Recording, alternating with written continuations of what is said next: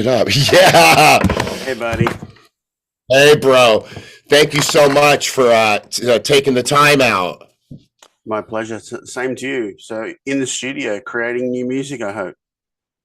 Yeah, I'm in my studio in the upstairs of this is where I record all my vocals and shit. Yeah.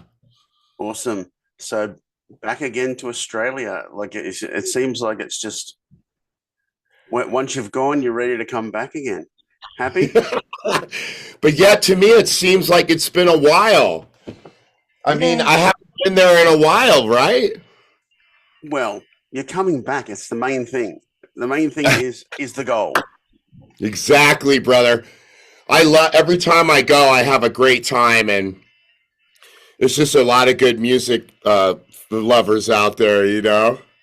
It's true. Like for everyone checking this out. So, when we launched this website 6 years ago, Jahred was the first ever interview on the website, the first ever gig we covered as a website, in a tiny little club in Brisbane, called the Black Bear Lodge, and there was people crammed wall to wall. I had to stand on a booth to be able to take I, photos. I like the sounds of that. Sounds like a good punk rock show. Yeah, well, the venue you're going to be playing next year is a converted airplane hangar, so bring it on. Well, we'll play wherever we can, you know, wherever they open the doors. Yeah. Well, it's been a year since Detox came out. Very, Wow. very personal journey. You can tell in the lyrics it's a personal journey for you. Was there a lesson that you learnt about yourself in the process? Yeah, you know what? I'd like to think there is. Uh, there's probably a few of them. You know, for one thing, it's just like I think the word struggle is a word that we use too much in the English language. Like it's the struggle. I use it too much, you know. When it's not really the struggle, it's just life, you know. Yeah. Like life is a struggle. Even, you know, I can only speak for myself, but um you kind of accept the fact that you're gonna like life is work and pain and all that, but isn't it great still, you know? And then like that would be the second lesson is like how valuable life is, right? Yeah. I'm like an atheist. I don't believe in the any afterlife or anything like that. So yeah, so I'm like that makes this life even more precious, you know. Yeah. Now, I'm sure that you would have gotten some great stories on the roads from fans that also connected to those tracks. Was that a bit surprising, the amount of connection you had with certain You people know without knowing what? it? You know what? I think whenever I'm going in to make a record, I actually am making it for with the idea that the people who like Head PE will also like the record, but it doesn't always work out like that, you know. Yep. Um, so same thing on this one, right? I was thinking, wow, people are gonna really like this. Plus, I really took my time on it, you know.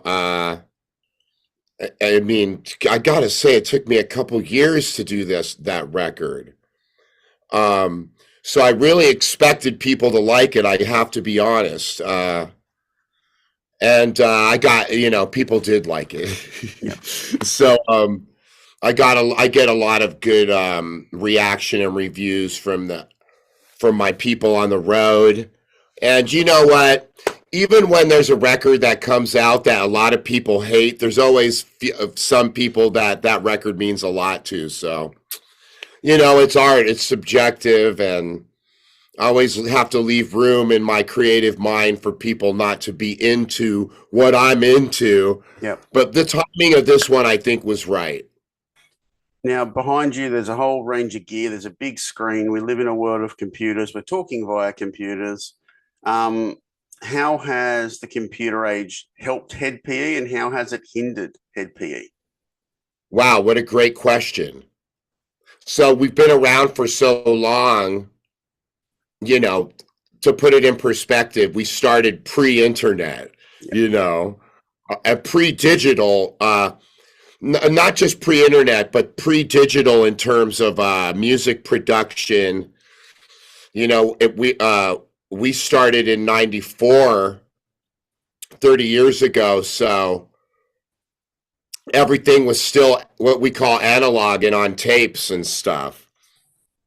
Uh, so in that way, the technology has totally empowered HED PE because in those days, if you wanted to record, it was really like you had to go, you either go to a big studio, you had to go to a big studio, Yep. or at least a small one. You couldn't do it at home. I mean, not very good quality. But now it's like the technology has come so far that you know uh, you can do everything, almost everything at home, except for like maybe record good drums. But here's the thing: is back when we started, like you'd have to rent a truck just to take the tapes because like 2-inch tape Yep. from recording to mixing, and now it's like it went from that to like put it on a hard drive, from that to a thumb drive, and now it can just exist in the cloud somewhere. Yeah. It never has to even physically exist anywhere. Yeah. Another band I spoke to said that the biggest difference is pre-production because of the cost of tapes and studios. You had to have your shit ready when you went into the studio. Now, sort of pre-production's a thing of the past. It's called sitting at your computer with an idea. Right. That's very empowering. So, in terms of the only thing I could think of is that could be a drawback of all this would, I guess, be like record sales or something, like would I have gotten more money if that was still a thing, like physical copies compared to like waiting for streaming money? Yeah.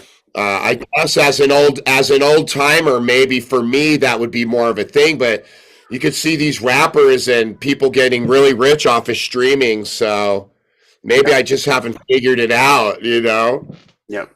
Well, it's hard because when you started, you made a record to go on tour, and now you go on tour to make money. Right. So Yeah. it's all sort of ass backwards from when you first started. Like, Yeah. You know, the industry, as the music industry so called, is unrecognizable, really. yeah, you wouldn't have an A&R guy, would you? Right. I mean, now everything is based on Instagram and YouTube and Spotify, which is fine with me. Yep. I never want to be one of these old timers that's like when I was a kid, that type of shit. I really I try to embrace new music and new shit. What's exciting for you that's out at the moment? What's an artist that you go they're on it, they know what they're doing? Huh.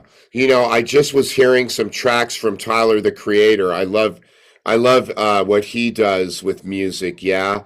He's in his own lane. That's really cool. Um, Man, I've been living under a rock recently. You know, I just I mostly just listen to hip hop and trap music, to be honest. But if I name some of the rappers I'm into, they're pretty obscure. But but yeah, Tyler the Creator would be the most well known uh, of the guys that and I'm really inspired by whatever my son's listening to. You know. Yep. Which could be like Travis Scott or Yeet or but my son will listen to Alice in Chains too. But Cool. and Zeppelin and Pink Floyd too, but he's also got his finger on the pulse of like the new hip hop. So I'm always interested to hear what's going on over there. Speaking of new music, by the time you get here, do you think you're going to have any new product out, either a single or something like that? I'm working on tons of shit, but I don't know if anything's going to get released by then because that's just like right around the corner. Yep. You know what's different these days is like creating in between tours where before I used to get so much money and my bills were so low. I could just sit home for 8 or 9 months and create something. Now it's like create tour, create tour, create tour, you know. Yep. So it takes a longer time, but you know what? It's pretty cool to come home and listen with fresh ears, you know. Well, let's go back a bit. What was the scene in Orange County like when you started? Whoa. Um, well, excuse me, the scene in Orange County, which I would say, uh, let's say about 92, where like I hooked up with my guitar player, Wes, and we would go see bands like Korn, the Deftones, Human Waste Project, and Sugar Ray and Sublime and No Doubt. So that's the shit that was popping off when we were coming out. Um, heavily influenced by like Nirvana and um, Death Row Records and shit like that. So yeah, that's what was going on. So Korn was way ahead, and they changed they changed like everybody's approach to music, I would say, like in our area, because they were so devastating. But them and the Deftones. So yeah. So that was what kind of shaped like what we were doing for sure. And 311 would come through Orange County. So I think after like Korn and the Deftones got signed, I think record labels were looking in our area, and that's how we got scooped up. Awesome. The other memory that I was watching a documentary the other day about Ozfest. Aussie just being inducted into the Hall of Fame. You guys played Ozfest, which basically it's a traveling circus for anyone that has seen a festival now. They're not like they used to be. What is your favorite memory from that time? Because, a lot of it probably can't be shared. That was insane. Yeah. 99 Ozfest. Man, it was so gnarly. You know, getting on stage with Fear Factory, that was like probably the most intense of the memories, I'd say. Um, yeah, I'd have to say that was. I used to do like a song with them, like they were headlining the side stage, which is where we were playing, and I do a song with them, and that was definitely the most potent memory I have. Really gnarly Ozfest 99, man. Just flying by the seat of your pants, dude. I'm telling you. Now let's go to making memories in Australia. What are we going to get when you guys hit here for the shows? I'm so excited to come, and we just play all the hits. We play Spotify's top 15 or whatever, but we play some new shit too from Detox. And man, we're just killing it. We've been playing. It's funny. We'll play at Jerry's Pizza, and then we've been playing big, huge festivals for thousands. And no matter where we go, it's a good time. We're bringing the good vibes. And I think because of the different styles that we hit, the vibes that we're bringing from metal to punk to reggae to soul, it just makes for a good time. That's why I'm still in business, I guess. That's why you're still doing it well. Thank you, brother. Appreciate the time for sure. Awesome, man. We'll see you soon. Yeah, brother. I hope to see you when we get there. Thank you. Good luck with everything. I won't be standing on a booth taking photos. All right, bro. I'll be up close, man. All right, my guy. I'll talk to you in a minute, man. See you Have a soon. good day. Bye. Bye.